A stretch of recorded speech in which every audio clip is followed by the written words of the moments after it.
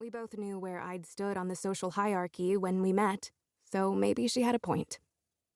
Nate Gibson was a lot of things, but boring wasn't one of them. He was the sort of person Julia liked to ogle. Conventionally attractive, captain of the debate team, decent hockey player, popular. He was smart, too. He'd been an alternate for Team Canada in debate last year, and I knew for a fact that he'd been top of the class in biology. Julia had broken into the school records to change her grade on a social studies project, and she'd shown me a picture of his report card. Those weren't the reasons I liked him, though. He had a nice smile, and he wasn't afraid to speak up in class, and once, I'd seen him doodling a field of flowers in the corner of his notebook. Nate's not boring, I told her. He certainly isn't. She raised her eyebrows. Hey, I swatted her arm. What? I'd never go for your man. You know that. He's not my man. I watched him hoist an amp into the back of the van, then glanced down at the chipped polish on my fingernails. Yet. Julia shoved my leg with her foot. Don't look, he's looking. Why are you looking?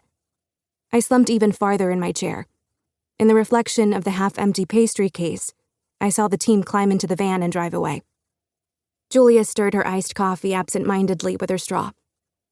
Can you believe summer is almost over? I asked. Don't remind me.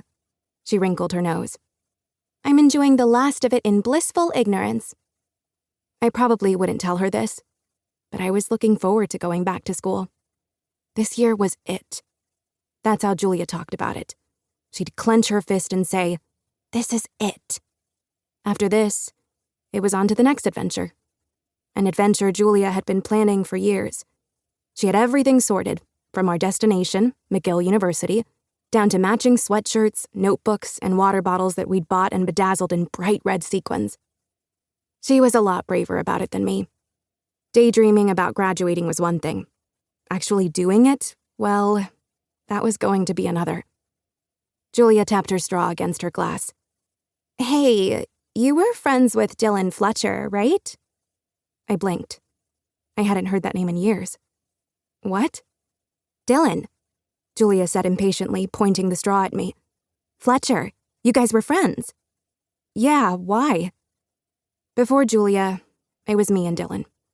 His mom ran the preschool we went to, and then we went to the same kindergarten, and then they moved next door when we'd both turned 6. I'd never tell Julia, but I was pretty sure that Dillan had been my first ever best friend. Dillan and my older brother Simon and I spent entire afternoons constructing elaborate forts, having water gun fights, and digging around in the dirt. Mostly, I remembered a lot of skinned knees and stupid games. We did everything together as a Dillan and Nora duo, an inseparable unit with inside jokes and 1,000 silly games. He'd moved away right before 4th grade. Julia had arrived in 5th grade like an explosion, raising a dust cloud and filling every gap he'd left behind. And then some. I hadn't spoken to Dillan much since then. Not out of any kind of animosity. It was just harder to see each other when we lived farther apart. And when school had started, we drifted. You were neighbors, Julia said. I smiled. How do you even know that? I know everything. She did. Like, I know he's enrolled at Centennial. That surprised me. Who'd you hear that from? Through the grapevine. Julia grinned conspiratorially. Actually, I heard he got kicked out of Forest Lawn. What? She had my full attention now. Yeah, expelled. That's what I heard, anyway. That was just how Julia was. She'd say the most absurd thing in a deliberately offhand way, and then smile like she'd made an excellent joke when I was surprised. For what? She shrugged and leaned back, pulling her hair into a ponytail. Dunno. Probably something extreme, though.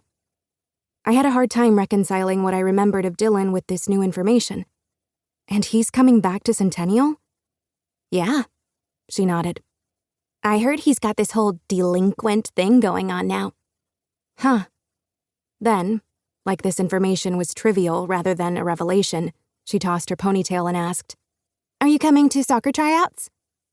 I gave my head a shake, still stuck on Dillan. Yeah, obviously. I didn't play soccer. Julia did, though.